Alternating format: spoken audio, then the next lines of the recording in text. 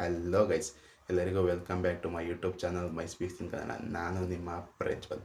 ಇವತ್ತು RCB women's versus DC women's T20 match ಇದೆ.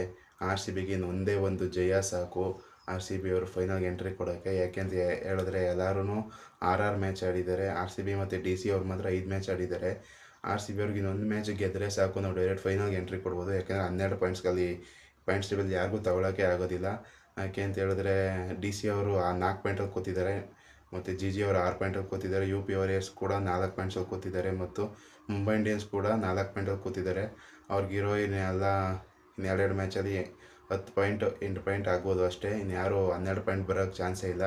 ಹಾಗಾಗಿ ಇನ್ನೊಂದು ಮ್ಯಾಚ್ ಗೆದ್ದರೆ ಸಾಕು RCB ಡೈರೆಕ್ಟ್ ಫೈನಲ್ಗೆ ಎಂಟ್ರಿ ಅಂತಲೇ ಹೇಳ್ಬೋದು. ಹಾಗಾಗಿ RCB ಅವರು ಈ ಮ್ಯಾಚನ್ನು ಗೆಲ್ಲೇಬೇಕು. ವಡೋದರಲ್ಲಿ ಮ್ಯಾಚ್ ನಡೀತಾ ಇದೆ. DC ಕೂಡ ಒಳ್ಳೆ ಕ್ವಾಲಿಟಿ ಟೀಮ್ ಅಂತಲೇ ಹೇಳ್ಬೋದು. ಕಳಪೆ ಟೀಮ್ ಏನಲ್ಲ, ಅವ್ರು ಸೋತಿರ್ಬೋದು. ಅವ್ರ ಕಡೆ ಒಳ್ಳೊಳ್ಳೆ ಬ್ಯಾಟ್ಸ್ಮನ್ಗಳಿದ್ದಾರೆ. ಶಫಾಲಿ ವರ್ಮಾ ಆಗಿರ್ಬೋದು, ಲೆಜಿಲಿ ಆಗಿರ್ಬೋದು, ಮತ್ತು ಮಾರಿಜನ್ ಕಾಪ್ ಆಗಿರ್ಬೋದು, ಶ್ರೀಚರಣಿ ಆಗಿರ್ಬೋದು, ಸ್ನೇಹ ರಾಣಾ ಆಗಿರ್ಬೋದು, ಜೆಮಿಮಾ ರೋಡ್ರಿಕ್ಸ್. ಸಖತ್ತಾಗಿ ಸ್ಕ್ವಾಡ್ ಅಂತೂ ಇದೆ. ಅವ್ರು ಯಾಕೆ ಆ ಥರ ಆಡ್ತಾ ಇದ್ದಾರೆ ಅಂತ ಗೊತ್ತಾಗ್ತಾ ಇಲ್ಲ. ಕ್ಲೋಸ್ ಮ್ಯಾಚ್ಗಳನ್ನು ಸೋತಿದ್ದಾರೆ ಅಂತಲೇ ಹೇಳ್ಬೋದು DC ಅವರು. ಹಾಗಾಗಿ RCB ಅವ್ರಿಗೆ ಇದೊಂದು ಒಳ್ಳೆಯ ಅವಕಾಶ ಫೈನಲ್ಗೆ ಸೀಸ್ ಮಾಡೋಕ್ಕೆ ಚಾನ್ಸ್ನ.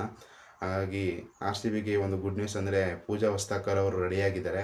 ಅವ್ರನ್ನ ಎಲ್ಲಿ ಟೀಮಲ್ಲಿ ಇದು ಮಾಡ್ತಾರೆ ಅಂತಲೇ ಪ್ಲೇಸ್ ಮಾಡ್ತಾರೆ ಅಂತಲೇ ಹೇಳೋಕ್ಕಾಗ್ತಿದೆ. RCB ಟೀಮ್ ಸೆಟಲ್ ಆಗಿದೆ ಅಂತಲೇ ಹೇಳ್ಬೋದು. ಇನ್ಫ್ಯಾಕ್ಟ್ ಅರುಂಧತಿ ರೆಡ್ಡಿ ಅವ್ರಿಗೆ ಜಾಗ ಇಲ್ಲ ಅಂತ ಹೇಳ್ಬೋದು. ಯಾಕೆ ಅಂತೇಳಿ ಅರುಂಧತಿ ರೆಡ್ಡಿ ಅವರು ಆ್ಯಕ್ಚುಯಲ್ ಟೀಮಲ್ಲಿ ಇದ್ದವರು. ಅವ್ರಿಗೆ ಏನೋ ಇಂಜುರಿ ಆಗಿದ್ದ ಕಾರಣ ಸಯಾಲಿ ಸದ್ಗೇರೆ ಅವ್ರನ್ನ ರಿಪ್ಲೇಸ್ಮೆಂಟಾಗಿ ಟೀಮಲ್ಲಿ ಆಡಿಸಿದ್ರು.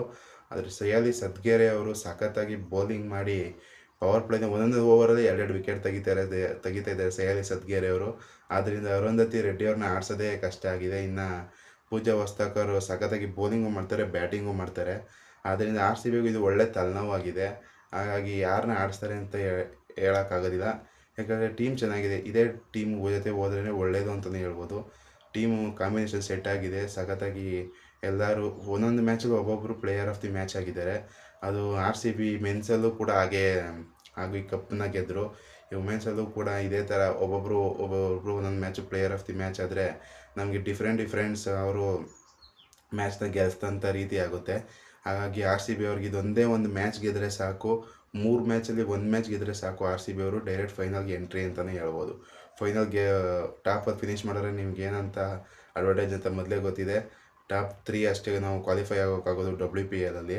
ಅದರಲ್ಲಿ ಟಾಪ್ 1ಅಲ್ಲಿರೋ ಡೈರೆಕ್ಟ್ ಫೈನಲ್ಗೆ ಹೋಗ್ತಾರೆ. ಟಾಪ್ 2, 3ಅಲ್ಲಿರೋರು ಎಲಿಮಿನೇಟರ್ ಆಡಿ ಅಲ್ಲಿಂದ ಫೈನಲ್ಗೆ ಬರ್ತಾರೆ. ಅಲ್ಲಿ ಗೆದ್ದವರು ಚಾಂಪಿಯನ್ಶಿಪ್ನ ಹೊಡಿತಾರೆ ಅಂತಲೇ ಹೇಳ್ಬೋದು. ಹಾಗಾಗಿ RCBಗೆ ಒಂದೇ ಒಂದು ಮ್ಯಾಚು ಸಾಕು ಗೆಲ್ಲೋಕ್ಕೆ, ಫೈನಲ್ಗೆ ಹೋಗೋಕ್ಕೆ. ಈ ವಿಡಿಯೋ ನಿಮ್ಗೆ ಇಷ್ಟ ಆಗಿದರೆ ಲೈಕ್ ಮಾಡಿ, ಶೇರ್ ಮಾಡಿ, ಸಬ್ಸ್ಕ್ರೈಬ್ ಮಾಡಿ.